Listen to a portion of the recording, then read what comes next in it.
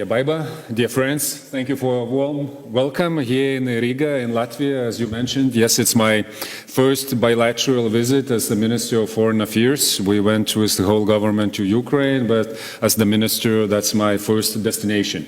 And it's my real honor to continue our bilateral cooperation from my new position. From my career of a couple of decades in security sector, where I cherished the very good relations in the security field. I know Baiba from her previous positions, from NATO times, from the defense and security policy cooperation. Now we are continuing in a new situation, actually, that we have to adapt to, and from the new position. And this new situation has provided us from a main adversary and from main source of the threats in the region, from Russia, with the new activities here, and what we've seen last year with the non-conventional operations on land against our monuments starting, then against different business and other facilities. Now it's continuing to the sea. And we have to cooperate closer within the Baltics, looking for the solutions and also showing the leadership for the others how we should solve it. And that was one of the topics that we already discussed. There are many measures that we can use within NATO, regionally and EU level, and we will do this. Of course, we talked about Ukraine and our support to Ukraine. Baltics are show examples of how the support has to be increased, what the amount of it has to be, and that it is an especially important element long-term. So our commitment to long-term support in security and defense field for Ukraine, that is something for us to follow. Not to look for the shortcuts and fast solutions, but to continue doing in what we do. Support Ukraine and put more sanctions on Russia. Sanctions was also touched in our bilateral discussion today, and how we should cooperate further, more in different formats, included EU, in expanding what we already sanctioned, and also going into the depths of how we enforce sanctions, because there are still loopholes and still chances for the ones who want to circumvent sanctions. So we will work on it also closer. What concerns our defense and security cooperation, once again, Baltics are the one that can show the example to the others, and that will be also something to prove to also new US administration that we're serious about our defense. Baltic countries are the ones that spend more to defense than US does right now. Of course, not absolutely numbers, but when we're talking about the percentage of GDP, Lithuania this year will reach almost 4%, and we're looking forward what we can build, what capabilities we can build and become stronger in this sense and provide more security to our people and also to our businesses. So the defense spending will be one of the issues of the Hague summit that we will cooperate in preparing for.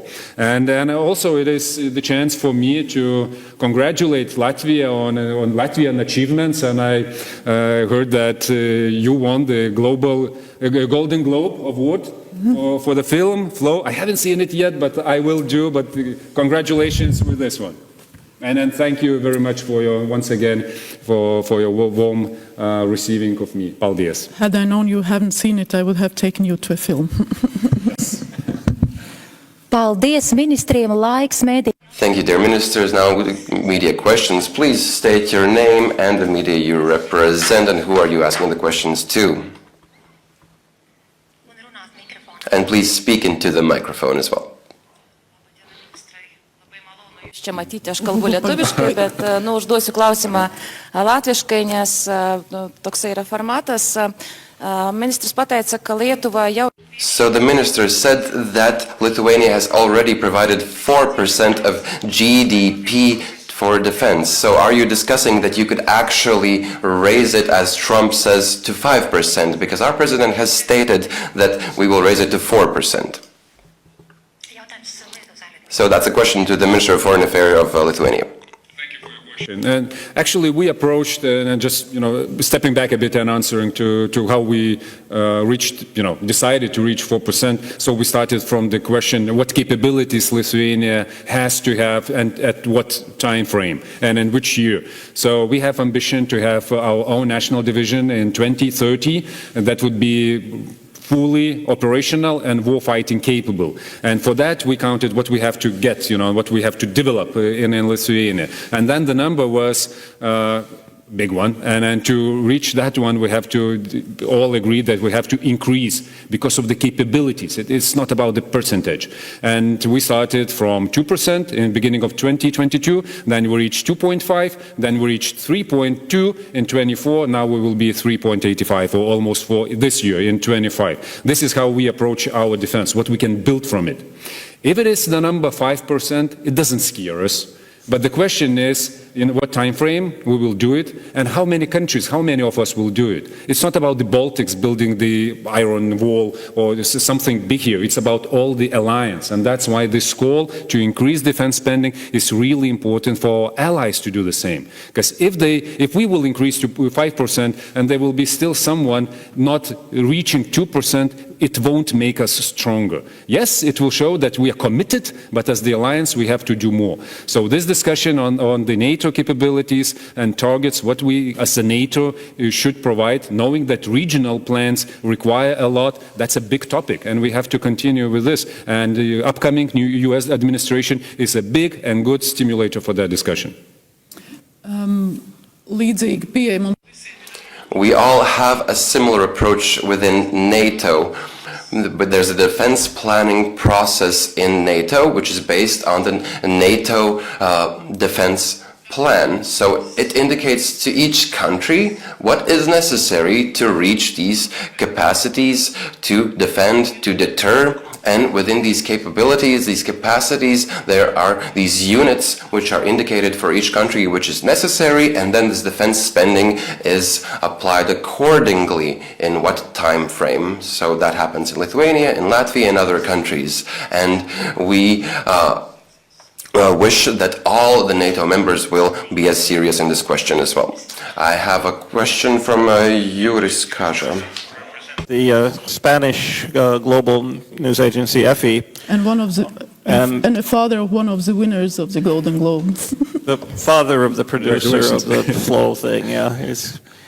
So, you know, I'm an unknown compared to him. Anyway, all eyes are on the incoming Trump administration, and the incoming Trump administration has already done something that could be considered a hostile act against a fellow NATO country, that is to lay claim to Greenland and to not rule out the use of military force to acquire Greenland. And he has also talked about, this would be to our minister here, that annexing our main ally in the NATO operations here in Latvia, Canada. Will you support some kind of joint NATO or European Union position to point out to the incoming American president that maybe this is not the way things are done? Listen, hypothetical ideas, controversies and questions is not something that Latvia's foreign minister will go into commenting. I know that our Danish colleagues, Canadian colleagues, they have made their points and they are there. And again, hypothetical exercises are hypothetical exercises. Yep. You know, we are allies, and it's you're talking about all the countries that you mentioned. We are allies, and what we do as the allies, we talk. And then we discuss, and then we do not fight each other, and yes, we have disagreements, and then we close the door and we talk, then we talk publicly, and this is how it works. And on our side, we have, you know, we had also different situations with our, you know, allies or partners elsewhere, and if we have an argument, we go there and argue and you know, and show the case. So in this time, if there would be hypothetically the discussion like this, we have a lot of, you know, to share in common, you know, talking about the security of High North, talking about the security of North Atlantic, talking about the threats that some of the countries, you know, is a source of, and I'm sure that when we would talk about the security and defense defense, there will be much more in common that we have to defend collectively than we have to, to disagree about. So that would be, also in other situations. And yes, we are looking for the new administration, and they will be in a position, and there will be other things, I think, on the priority lists on our joint agenda. And one of those would be how to preserve the international world order, and how to preserve the international law to be respected in many, many areas. And this is where we have to cooperate, and we will cooperate more. Paldies, mums ir vēl jautājumi. Thank you. We have more questions. Alexandrs Velčers. Press agency DPA. Oh, we can't hear you. Skaļāk lūdzu varētu. Hello? So, no. Yes, Alexander Welcher from the German press agency DPA. I have a question. The Lithuanian minister, you mentioned the non-conventional threats on sea. Next week there will be a summit taking place in Helsinki of the Baltic Sea countries, and on which also participating a German Chancellor and the NATO Secretary General. I would have a question on both of you. What are the outcomes we can expect, and what are you expecting as an outcome of this summit, and especially looking at the participation of the German Chancellor? What are you awaiting from the German side? What are you expecting from the German side? What Germany can be done, what Germany should done from your perspective? Thank you.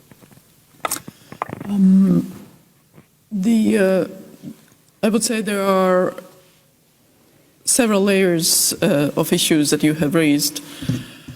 One, as I mentioned, the hybrid threats, so-called hybrid threats, actually are not so hybrid. They are pretty visible, whether that is, sabotage acts, whether those in Berlin, there were killings, so there are various activities that are happening. Even cyber attacks, they are not just hypothetical attacks. They are concrete decisions, actions by individuals.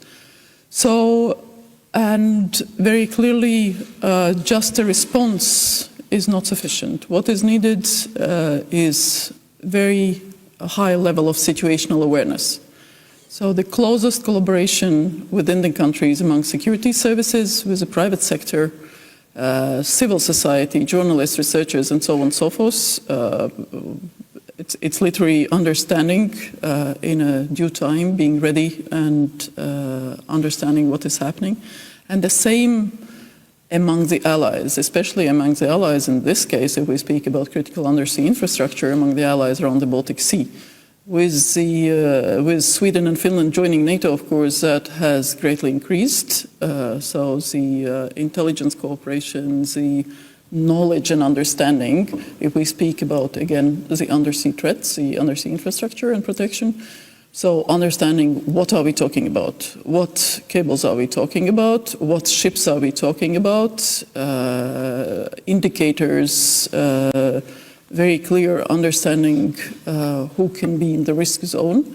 Second element is deterrence, and that deterrence can be military, non-military, posture, there is a variety of measures that our civilian military actors can use. And third is indeed, when necessary, punishment, attribution, and everything around that. So there, I would say, the three packaging. Of course, on top of that, we also have to understand that international law needs to develop, because there are conventions. There is the Convention on the Law of the Sea. There is a tribunal. Nothing has been tested. Nothing has been sort of tried around these type of situations. So probably that is another venue that needs to be advanced in our joint work, both within the region but also within NATO and other forums. But there are concrete decisions with regard to the ships, you would have heard also, so that's what we would expect also from Germany. Internal resilience, internal understanding. Germany has quite a number of security services internally, so very close collaboration, information sharing within Germany, with allies, and posture, deterrence, and going after perpetrators. Continuing on the whole situation, of course, we have to see it in a broader process of escalating from Russia's side. So that's what it was. And of course, it's related to our support to Ukraine. It's related to overall Russia's stance against the West as they understand it. And our lack of response, and we have to have this clear linkage between lack of response to previous situations where we're getting now, and lack of reaction to what was happening already in continental Europe and elsewhere with the kinetic sabotage operations from Russian institutions and their agents. We saw it in the military framework that was within the military threats, so now they're escalating further into the sea. And we have to take it as it is. So yes, this awareness has to be not only about the facts, but about the context and about whom we are seeing on the other side. And seeing our vulnerability is also very clear. So what has to be done is just better understand what's happening in the Baltic Sea. And it's not the only shadow fleet that is the instrument here, but also the capabilities that Russia developed for decades to disrupt the critical infrastructure under the sea and elsewhere. So they have this capability and they will use it when it will be needed. When it will be needed, they will decide, because till now they have this still political initiative and escalation initiative on their side. So we have to have the instruments to see what's going on in the Baltic Sea, even it is the very shallow sea, but we still do not know each capabilities that are moving around. It's not only about the underwater, it's also about the civilian ships that are used for covering intelligence activities, for collecting intelligence of the coastal countries. So first thing, recognizing and controlling what is happening in the sea. The other thing is, of course, recognizes what's going on with the civilian fleet and the shadow fleet in the Baltic Sea. That's the main gateway to the world for Russia's oil exports. Still, there are hundreds of ships leaving the Baltic Sea that are not safe, not secure for the environment and for our critical infrastructure. And be it lack of the insurance, being lack of the competence of the crew, or being, other intentions behind it, with the state actors behind it. This is a big instrument and big source of our insecurity. So what we have to do, we have to sanction more of those ships, and we have to control more what is happening in the Baltic Sea. So it has to be a topic. So what we are doing about it, because they're going into the Baltic Sea and leaving the Baltic Sea through the straits that are within the NATO territory, talking about the Danish straits and the others. Whether international regulation and our coastal regulation allow it, we have to assess, and that's another topic. Whether it is enough or not for the future regulation, we have to be very open and about it. If it limits ourselves in reaction, we have to amend it. That's how we should approach, because we cannot be only adapting and seeing what's new from the Russia's side is served towards us. So that would be, also part of it, because the Baltic Sea is a very specific one. It's really shallow, and that's the sea where you can disrupt with the anchor, and you cannot do it, somewhere in the blue water, somewhere in the ocean. That's in the Baltic Sea that you can do, and that's the Baltic Sea that is surrounded by the NATO countries that Russia see as the enemy of their intents to review the whole European security structure. And then, finally, our reaction and response. So reaction, we will see already tomorrow from the NATO, a bigger presence here in the Baltic Sea. It has to be done also in the future to show that we have steel on the water, we have the instruments to counter it, but not only to counter, but we have to show that we have the measures to respond. And not symmetrically, we are not the country like Russia, we will not disrupt and cut the connections, but we have to show that its interests can be also vulnerable to our joint activities. And if we won't do this time, if we won't provide, the options also publicly to Russia's side, it will continue. It will escalate further. So now we are dealing with the critical infrastructure underwater. So tomorrow we will deal with something else if we won't stop with our concrete response measures.